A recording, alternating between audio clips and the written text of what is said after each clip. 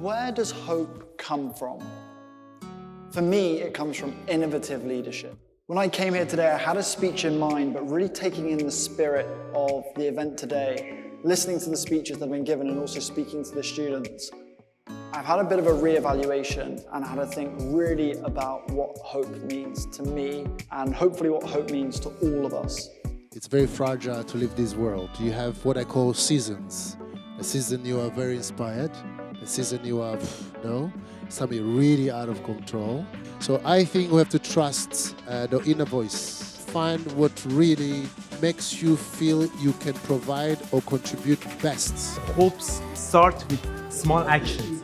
That means, for example, if you have a hope to have a better life or do something great in the future, we should start with small actions. Realistically, a lot of the changes that we have to make aren't going to be changes that we have to enjoy. We have to change ourselves, change our habits, change our consumption. That is why it's so important to have that linchpin, that moment that hurts your heart so much it moves you to act, and for you to always circle back to that. Always remember what is driving you. Use it as your fuel.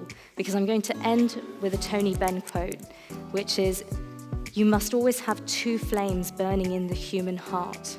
The flame of anger against injustice in the world, and the flame of hope that we can build a better tomorrow together." I think oftentimes innovation is now conflated with progress. This idea that just because something is new, it is better. This idea that we should innovate for the sake of innovating and for the sake of being and getting the accolade rather than for solving a real problem in front of us that affects us, our communities, the most marginalized among us. Just to have hope is not enough. Hope requires action. The work is already hard. Don't waste yourself performing. Hope is politically impactful. It is hostile to the unjust status quo. Hope is ambiguous, so use the past as inspiration for hope. There are definitely times where you can be confused about the way that systems are set up and what your style is of learning. That's something that I'd love to see, like more openness and transparency, conversations around neurodiversity and the way people think differently. You have created this moment, and I think it was Arifa who said wisely that it's not the United Nations who will do the job for us, but it is actually for us, each one of us, and together to make the world a better place. A manifesto of hope is not going to make you more hopeful.